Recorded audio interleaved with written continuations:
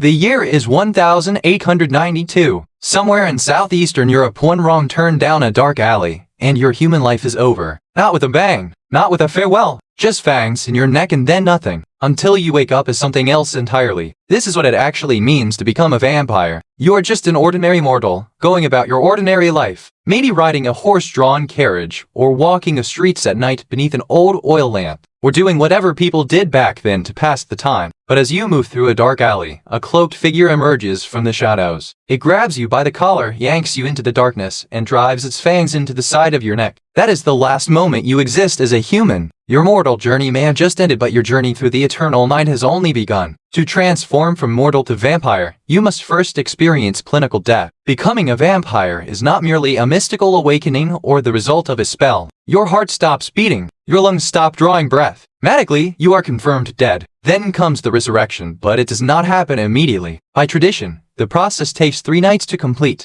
During those 3 nights, your body undergoes an agonizing transformation. Fortunately, you feel none of it. Your internal organs begin to decay, because they are no longer needed. They actually liquefy, leaving behind a pool of dark, yellowish fluid. Your vital fluids coagulate and slowly become replaced by the vampiric essence that infected you. Your skin turns pale and cold, losing its former elasticity and warmth. Your canine teeth elongate and sharpen, becoming the instruments through which you will draw nourishment. When you wake on the 3rd night, the sensory overload will be nearly unbearable. Your instincts have been amplified to superhuman levels. Sounds that a mortal could never detect now thunder in your ears. Smells are so overwhelming they will turn your stomach on a physiological level. Your vision in the dark is extraordinary, but the cost is an agonizing sensitivity to bright light. And then there is the hunger. This is not ordinary hunger. No food can fill it. In fact, ordinary food and drink will sicken you. Swallowing it typically causes you to vomit it back up. What you crave is the lifeblood of mortals. This craving is not merely mental, it is a physical need. Go too long without it, and your body will begin to suffer. Like most newly turned vampires, you try to resist, but after a week, the craving becomes irresistible. You yield, as all who came before you have yielded. The hunger in a newborn vampire is nearly uncontrollable. In your first few months as an undead creature, you will exist in a state of constant, near-starvation torment. Being near mortals becomes both irresistibly tempting and excruciatingly difficult. You can hear their heartbeats. You can smell the warm life coursing through their veins. The predator's instinct overwhelms every other thought. In most vampire traditions, the one who turned you, the maker who gave you your immortal body, is obligated to guide you through this transition. But vampires are not reliable. More often than not, you are abandoned, left to fend for yourself. Without guidance, newly turned vampires frequently become reckless feeders, draining victims completely, leaving obvious bodies that draw unwanted attention. This eventually gets them hunted down and destroyed. With proper guidance, however, you learn to feed without killing, taking only enough to sustain yourself, leaving the victim alive, though weakened and with hazy memories of what happened. Learning to control the hunger is just the first of many adjustments you must make in your new undead existence. Because becoming a vampire comes with profound weaknesses that will define every single day of your new life. Sunlight is both your greatest limitation and your most lethal enemy. Direct exposure, even for an instant, will reduce you to ash. Even a brief flash of concentrated light can leave permanent burns. Diffused sunlight through curtains or overcast daylight still causes severe, searing pain. This forces you into a completely nocturnal existence. You confine your activities to darkness and require a safe, secure shelter before dawn. You develop a sharp instinct for exactly when sunrise will come. In winter, you have ample hours to move and feed. In summer, the dark hours shrink. Sometimes you have only 5 or 6 hours of nighttime activity before the sun rises again. You are technically immortal,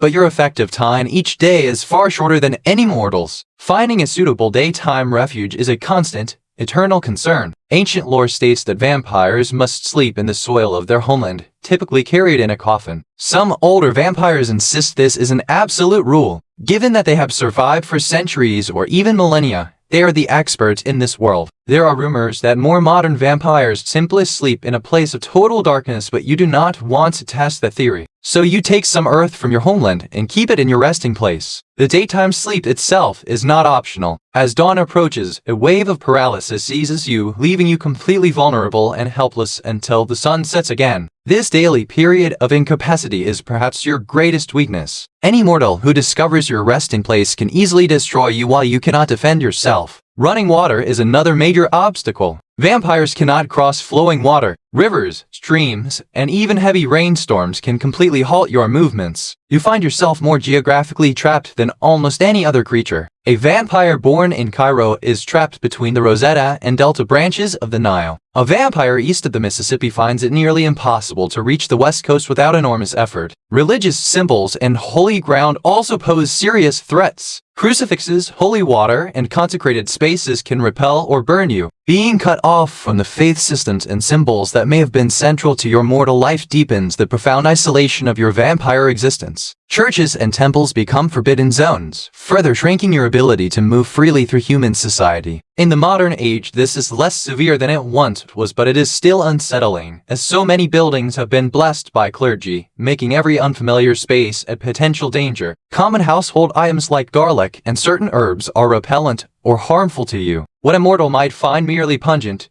your hypersensitive vampire senses experience as a burning, intolerable irritant. Another strange aspect of the vampire's curse, when confronted with unprocessed grained rice, seeds, and the like, you are compelled to count them. You fall into an unconscious, mechanical state and cannot stop until every last one is counted. It is a bizarre and debilitating weakness, frequently exploited by knowledgeable hunters. Without an invitation, you cannot enter a private residence. You must be welcomed by the occupant. This does not apply to public buildings or abandoned structures, but it severely limits your ability to approach potential feeding targets or blend into mortal society. Once invited, you may come and go freely until the invitation is revoked. As a vampire, you cast no reflection. No reflection in mirrors, photographs, or any reflective surface. It is more than an inconvenience. It is a constant reminder of your unnatural state. The only ways to know what you look like involve having someone paint or draw your portrait, a far more difficult task today than it was in the era when the old vampires established their ways. These physical limitations are daunting enough, but the psychological and social challenges of being a vampire are equally punishing. The transformation is not merely physical, it fundamentally rewires your thinking and emotional responses. Over decades, your emotional range gradually narrows. Intense emotions, love, empathy, compassion become increasingly difficult to access. While baser urges hunger,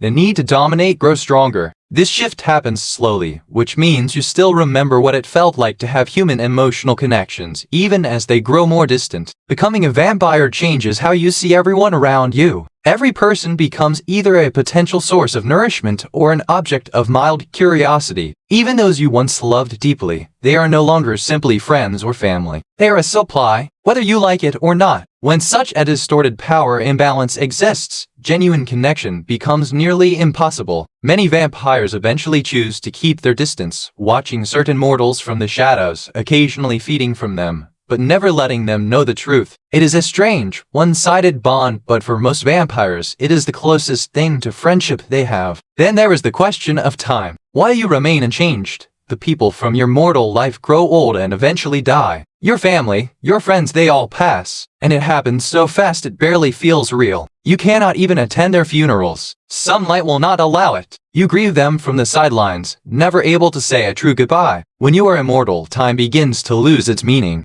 Decades blur into years, years into centuries. Your nights, the only time you can be active, are shorter than the days you must hide from. The anxieties and short-term dramas of mortals become meaningless. Urgency becomes a foreign concept. You may spend years in contemplation, surfacing only when you need to feed. The longer you exist, the more detached you become. Without noticing, your thought patterns stop resembling a person's and start resembling something else entirely. Your relationship with your maker adds another layer of complexity. In most vampire traditions, the sire holds absolute authority over those they have, turned something like a parent-child relationship, but with far darker undertones. At first, you have no choice but to obey. Defiance carries severe consequences. This power dynamic does not simply dissolve over time. Vampire society operates on a rigid hierarchy. The older the vampire, the greater the power. Younger vampires are expected to show deference. Failure to do so has consequences. Unlike mortals, vampires do not naturally gather in large groups. Most prefer to operate alone or in small, controlled units, typically a maker and their progeny. When larger gatherings do occur, they are tense and dangerous. Too many predators in one place is a recipe for disaster. Certain so-called vampire courts do exist, but they function more like small criminal organizations. regulations, with strict rules enforced brutally to maintain order and prevent chaos. The rules around creating new vampires are especially severe. Turning someone is not something you do on a whim. It is a serious matter. Too many vampires means greater competition for feeding and a higher chance of mortal discovery. Most vampire societies have strict regulations about this. Turn someone without permission from your elders and you do not just cause trouble, you are executed. If you ever wish to create a companion to share eternity with, you will need to navigate considerable political maneuvering and carefully manage the existing vampire power hierarchy. Even with permission, choosing who to turn is an immense responsibility. This person will be bound to you for decades or centuries. Their every action reflects on you. If they make mistakes, break vampire law, or draw too much attention, you are the one who answers for it. This is why vampires are so careful about whom they accept. It is not just about companionship. It is a matter of survival. Then there is the deeper moral question. Turning someone means condemning them to the same existence you endure. The endless hunger, watching the world turn while being unable to fully participate in it. Many older vampires refuse to turn anyone, having experienced firsthand how heavy immortality can be. Those who do choose to create usually select someone near death or suffering greatly, convincing themselves it is an act of mercy. Others simply enjoy watching their creations struggle, treating it as a cruel game. Ultimately, you will need to decide where you stand, because if you do not, you will become an outcast, and in the vampire world, total isolation is extremely dangerous. Taking mortal blood comes with a host of ethical complications. Unlike wild animals that hunt purely on instinct, you retain enough of your human mind to understand exactly what you are doing and what it means. Every vampire handles this in their own way. Some feed only from willing vessels, using their power to hypnotize the person, convincing themselves this makes it somehow acceptable. Others justify themselves by targeting criminals or those they deem deserving. Some older vampires have even adapted to feeding on animal blood, though it is less nourishing, requires more frequent feeding, and draws contempt from more traditional vampires. Regardless of who you choose to feed from, the act of feeding itself is always intimate. A vampire's bite numbs the pain and floods the victim with euphoria, making the experience strangely pleasurable for them. Some mortals even seek it out, craving the sensation, but no matter how much they may enjoy it, the reality remains. You are using them to survive. Modern technology only makes things more complicated. Blood banks seem like a convenient solution, but hospital security makes them extremely high risk,